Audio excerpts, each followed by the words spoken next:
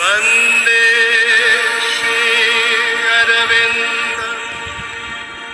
Sri Aurobindo Savitri, in the one task for which our lives were born, to raise the world to God in deathless light, to bring God down to the world on earth, we came to change the earthly life to life divine.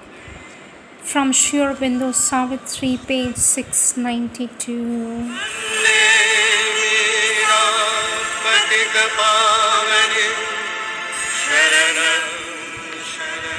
Mantras of our Divine Mother. Our Divine Mother says, "Blessed was the day when I came to know Thee, O ineffable eternity.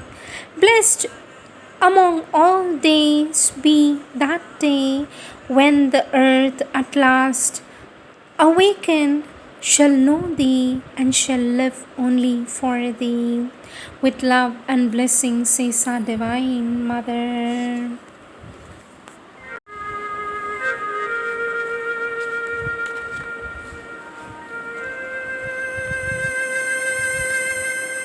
Words of our Divine Mother. Question: Sweet Mother, how can we find the Divine within ourselves? For this, our Divine Mother says, first of all, you must begin to seek Him, and then that must be the most important thing in life. The will must be constant, the aspiration constant, the preoccupation constant, and it must be the only thing you truly want. Then you will find Him. But of course, if in one's life one thinks of Him for 5 minutes and is busy with other things for 3/4 of an hour, there is not much change of success. Anyway, it will take many lifetimes. It must not be a pastime. It must be the exclusive preoccupation of one's being, the very reason of one's existence. Our Divine Mother says, this is the first thing necessary, an aspiration for the Divine. The next thing you have to do is to lend it, to keep it always alert and awake and living. And for that, what is required is concentration. Concentration upon the Divine with a view. Concentration upon the Divine with a view to an integral and absolute consecration to its will and purpose. Our Divine Mother says, concentrate in the heart, enter into it, go within, deep and far as you can. Gather all the strings of your consciousness that are spread abroad, roll them up and take a plunge and sink down. A fire is burning there in the deep quietude of the heart. It is the divinity in you. It is the divinity in you, your true being. Hear its voice, follow its dictates, says our Divine Mother. Taken from the collective works of our Divine Mother, volume 12, page 32, 35, and volume 8, page 94.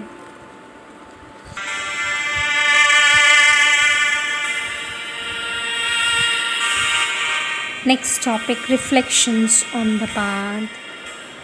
The humble role of a servant. Our Divine Mother says, what value have our impulses and our desires, our anguish and our violence, our sufferings and our struggles, all these inner vicissitudes unduly dramatized by our unruly imagination?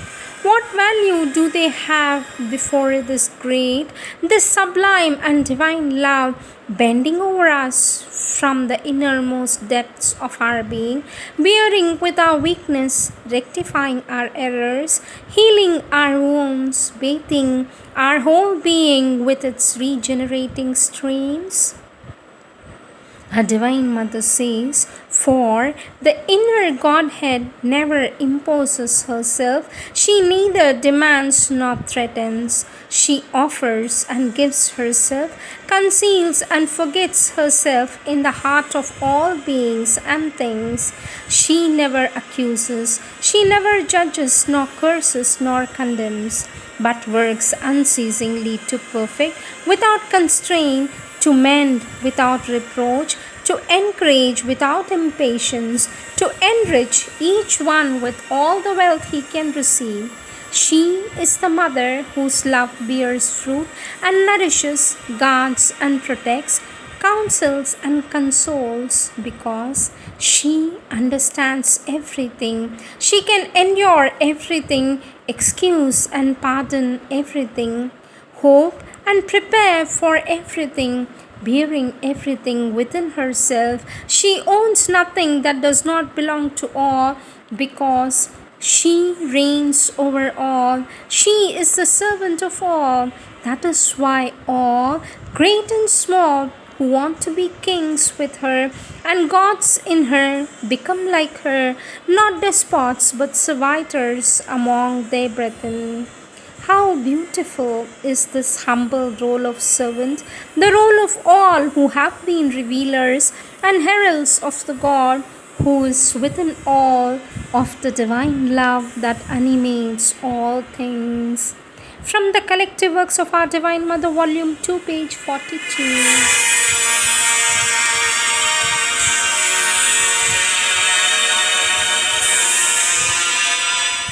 Lesson of the Rising Sun. Our Divine Mother says, courage, hearken to the lesson that the rising sun brings to the earth with its first rays each morning. It is a lesson of hope, a message of solace. You who weep, who suffer and tremble, who dare not expect an end to your ills, an issue to your pangs, behold, there is no night without dawn, and the day is about to break when darkness is thickest. There is no mist that the sun does not dispel, no cloud that it does not kill, no tear that it will not dry one day, no storm that is not followed by its shining triumphant power.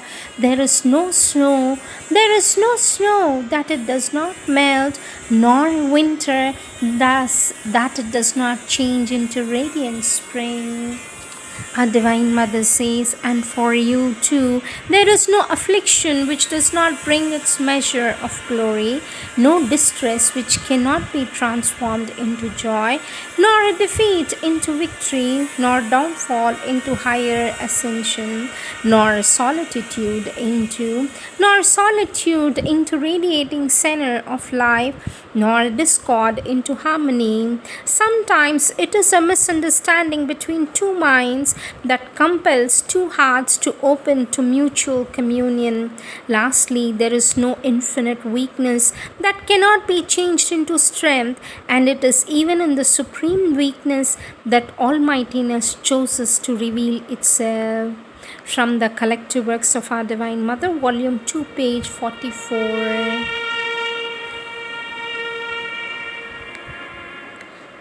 Next topic, a morning concentration on gratitude. Our Divine Mother says, each morning when you get up, before you begin your day, with love and admiration and gratefulness, hail this great family, these saviors of mankind, who, ever the same, have come and will come until the end of time as guides and instructors, as humble and marvelous servants of their brothers, in order to help them to scale the steep slope of perfection.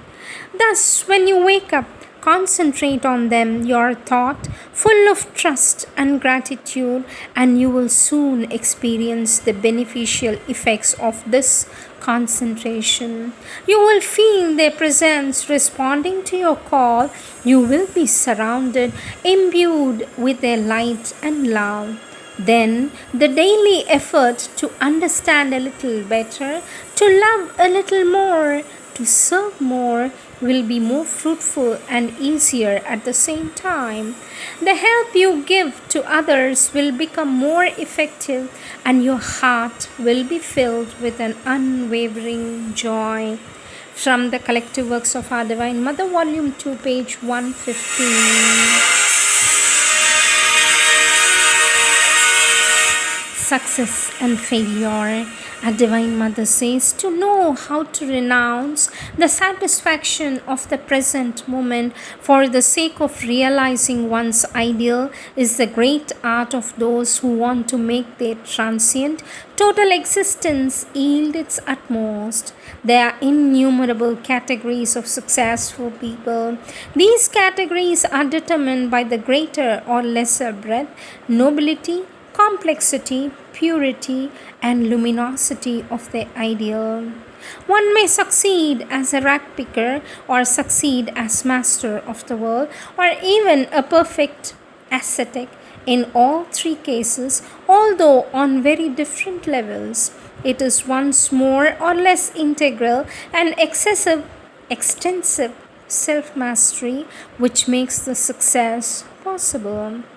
Our Divine Mother says, on the other hand, there is only one way of being a failure that happens to the greatest, to the most sovereign intelligence, as well as to the smallest, the most limited, to all those who are unable to subordinate the sensation of the present moment to the ideal they wish to achieve, but without having the strength to take up the path identical for all in nature, if not in extent and complexity, that leads to this achievement. Between the extreme of an individual who has fully and perfectly realized all he had conceived, and that of one who has been incapable of realizing anything at all, there is, of course, an almost unlimited range of intermediate cases. This range is remarkably complex because not only is there a difference in the degree of realization of the ideal, but there is also a difference between the varied qualities of the ideal itself.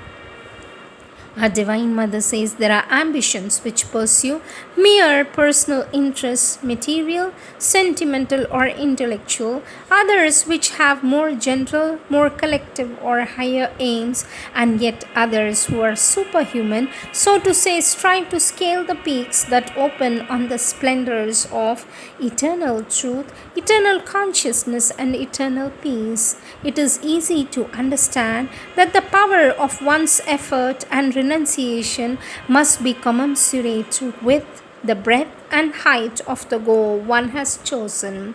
At any level, from the most modest to the most transcendent, one rarely finds a perfect balance between the sum of self control, the power of sacrifice available to the individual who has chosen a goal, and the sum of renunciation of every kind and nature which the goal requires. When the constitution of an individual permits this perfect balance, then his earthly existence yields its utmost possible result. From the collective works of our Divine Mother, Volume 2, page 121. Our Divine Mother says, everything belongs to all, and to say or think this is mine is to create a separation, a division which does not exist in reality. We are all like channels. If we do not allow what they have received to pour out purely, not only do they become blocked and no longer receive anything, but what they contain will spoil. If, on the contrary, we allow all this flood of vital, intellectual, and spiritual forces to flow abundantly, if by impersonalizing ourselves we know how to connect our little individuality to the great universal current, what we will give will be returned to us 100-fold. From the collective works of our Divine Mother, Volume 2, page 102. These are the words of our Divine Mother.